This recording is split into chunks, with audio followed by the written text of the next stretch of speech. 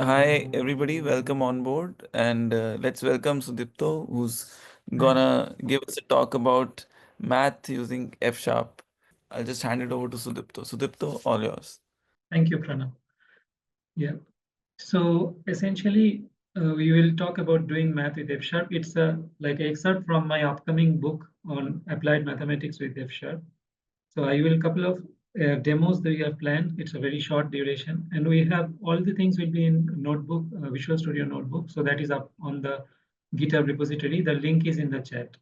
So what we will do here is we'll go through a couple of examples. So we will go for the mathematical model of input-output economics, symbolic calculus, and probability distributions. So what we'll be using is, we'll be using this library called angori.math. I'll just show you here. So this is a symbolic mathematical library, and we will also use some of the F-sharp code base. So let's, without further ado, let's go here. So we will talk about this interesting model called Leontief input-output model. The professor Leontief won a Nobel Prize for that. Essentially, what we are trying to say that if there are three sectors in the economy that depend on each other and itself, let's say agriculture takes like 0.15% of agriculture to produce the new agricultural stuff and so on and so forth. Then if we have an external demand of D, what is the total number? It's like an operational research question. Like what is the total number of producers that each of these department has to produce? And essentially, this is the matrix. And let's go back to the, so we have this this equation. So x minus ax is equals to d, where x is the thing that we want to solve for, and I is an identity matrix. So we are creating an identity matrix here. See, we created an identity matrix of 3 rows because we have 3, and this notebook has been uploaded to GitHub, so you can see it at your leisure. But essentially, we have like 3 different rows, and we create that, and we essentially get this matrix, like that is the A matrix, that is the coefficient matrix. Now we say this is a symbol. Now we want to calculate I minus A, like we are calculating the matrix subtraction from one matrix to the another, and then we get this dense matrix. So here I is a sparse matrix and A is a dense matrix, so we get a dense matrix. Now we get the demand. So demand is, let's say, in terms of orders that are going to be outside. So we just say, now we solve this with this equation. So x I minus a, we are inversing. So we are essentially, this is mathematics, like inversion of the matrix that is coming from math.net. And we are saying we multiply it with D, and then we get the result back. But F sharp goes a little bit more further. So we can actually have a operator. We can create an operator. And in that operator, we are saying that we are getting the matrix, and then we are setting the power, and we use the pattern matching of F sharp to essentially create the inverse matrix. So let's say we have that. Now we can express that in more elegant terms, in terms like just say in more close to mathematics. So this is the, now we can change some things here, and we can obviously see the results down below. So now there is another example that from the book that is, I think, a little bit more interesting, is about, we have Isaac Newton here just to better demarcation between these two. So in this example, what we will do is we will take a mathematical expression, and then we will do the like differentiation, and then we will plot the differential equation using Plotly. Plotly.net is a very well-known plotting library, and they have packages for F#, very nice wrappers. So you can see, we'll go here with. So let's say we have an equation like x squared plus 2x plus 3, and we take that as string. So let's go over this example. So we have this example, it's a formula that is in string, and then we parse the formula.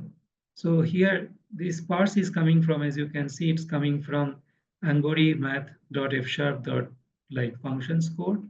So essentially we are parsing that, and we get an entity. So this is an entity that is also coming from angori math. And Then we create the derivative. So you see, we are just creating a symbolic derivative. We are not doing anything else, just, and x is the symbol. So what is the symbol based on which we are going to differentiate? And then we get the simplified, meaning if we have like some arithmetics on the algebraic arithmetic, then we algebraic like manipulation like 3x squared plus like maybe another term that 4x squared, then it will be eventually 6x plus 8x, and then essentially we have to just add them. That is being done through simplified. So you can actually simplify the equation. And then we have the just the level to print it at the plot level. And then we have the, again, we are doing the second derivative. And the second derivative is on the result of the first derivative. So we are calling that, and then we provide the level for the second derivative. Now we are creating a range with just a list of numbers in F sharp, and then we are substitute is also a function that is coming from this. So essentially what we are doing is we are taking the values from the X range and substituting it for that X value, so that we get the numerical values, and then we convert that to float. And essentially we get these three form like Y coordinates, one for the formula Y, one for the Y like first order and second order differentiation. And then we plot like three curve that demarcates that. And essentially now this is the fun part. We now have the three charts, the formula chart, the first order derivative chart, and the second order derivative chart. And this is the where the functional composition comes into picture, and it's like essentially like pipelining, and we are doing like we are combining all these charts and setting up the size, and we create an HTML, and then we are throwing that HTML to a file and just to see that. So I will just run this, and we have this function is very nice. It provides a nice pattern. I think it's now red. So we go here. So this is the function. So we see the plots and the markers. So everywhere. Now I change the function. I change the functions this thing a bit. So I change it to say -10 to 10. And I now run it again.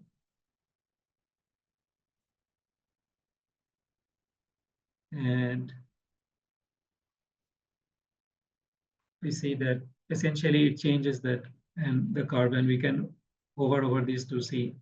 I find this particularly interesting and beautiful too, and also we can plot any modifications to that. So this is how easy it is to kind of create charts and plots and do functional manipulations. And we essentially did symbolic calculation on strings, and that is very interesting to me. Let's go to the next example. So well, let's go back to the.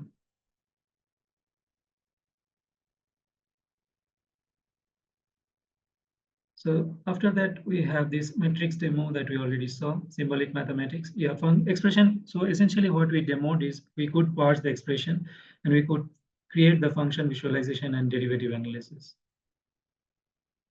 So the tool demo is that now we have, let's say we have normal distribution or probability distributions, and F# excels at that as well. And we have several functions that are coming from a package called math.net. And we have here essentially, let's go back to that. So, okay, here a little bit of, okay, before we go to the next one, we have a little bit of derivative. So we can create a derivative, and we can create a function composition function, like we can have a derivative of the derivative. So this is the essence. So we are creating a function composing three functions, like derivative of the derivatives or second order derivative. And then we are calling the simplified. So we essentially can simplify this. And this notebook is up in the GitHub on the chat. The link is there, so you can play with it. The last, I think, last two examples are probability distribution. So let's see that we have a probability distribution of the normal baby weights, birth rate, and that is the mean is 7.4 pounds and the sigma is 1.2 pounds, and that's standard deviation. And then we want to find out what is the possibility of a baby whose weight is 9.2 or more. So what we have done that we have to import this numerics package from, and then we create the normal distribution. So you see math, it's coming from mathematics.net, math.net, and numerics, and it's based, there are so many other distributions are already listed there. And we call it like just KM page because it's just that Kaiser Memorial, it's an example. And essentially it is say that uh, anything on the, so you see called the cumulative distribution function on that particular value. So this is how you define it in mathematics, like n is standing for the normal distribution, and the birth rate follows the normal distribution of the where the mean is 7.4 and standard deviation is 1.2. So anything below 9.2 is, that is up to 9.2, but we are interested on the probability that is beyond the weight of 9.2 or more. So essentially the total probability is 1. So we have to subtract that from the 1. So 1 minus that value, cumulative distribution, and then we multiply it with 100. So we get the percentage probability. So there is a probability of 6.68% of that. And F sharp and plotly gives us a nice way to visualize this data. So we have this probability. So essentially, we have created this KM page. So now we can associate, the density is a function that calculates the probability density function or density of the distribution. And then we are essentially mapping it. So we have the X values from 0 to 12 pounds. And then we are calculating the density. And then we are creating a spline of this and then with this chart. And let's see how it looks. So this is how it looks. So you can see that it's a bell curve, a normal distribution, and all the markers are also listed. And you can also change the color of the markers and everything. But yeah, so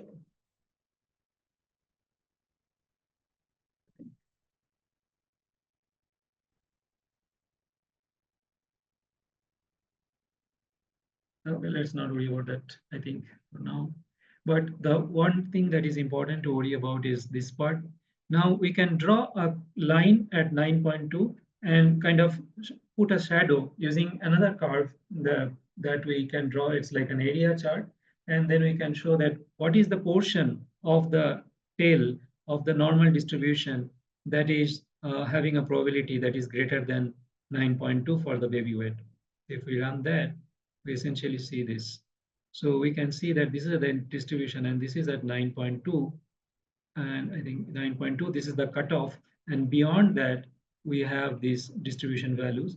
And this portion in the shaded portion at the right is where we, so you can see that with a very small number of lines of code and with each clarity, it's not just the number of lines is less, but it's also that we have a very succinct way of representing the equations and everything. So I think that's very interesting and why F sharp is a great choice for these things. So I'll go to the last example. We are doing a mini DSL, a tiny mini DSL for set manipulations. So we create like, this is the how we all the mathematical symbols, and we just have that and A and B is the intersection.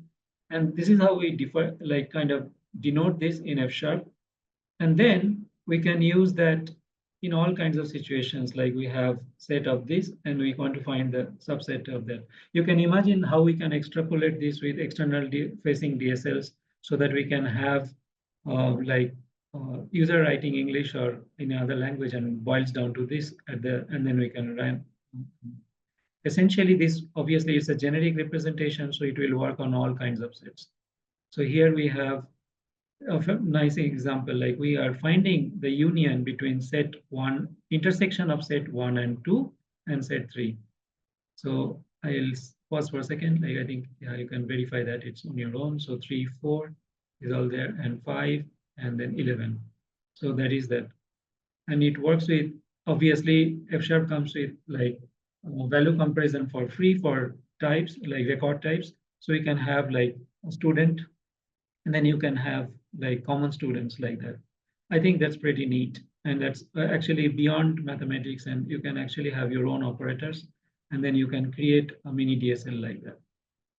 I will finish it with a conditional set, which I find almost impossible to denote in without algorithm math in probably in mathematics, in F sharp or any other language. So let's say you are trying to represent all the integers. So you are writing a function that will only return integers, and you want to test that it is always returning integers indeed. So you want a functionality to have a set that represents all the integers. So that's how you create that in Angori. And then you can say, okay, 10 is in integer set. So I can just write like I dot contains 10 and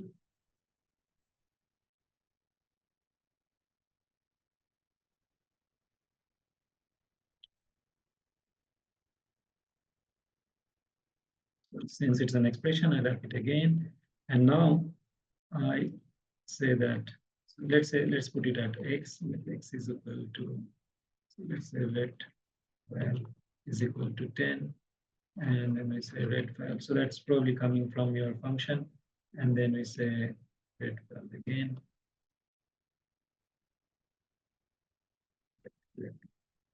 Two, 1.3.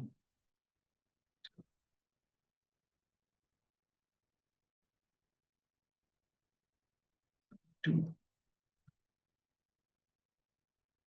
Spelling mistake.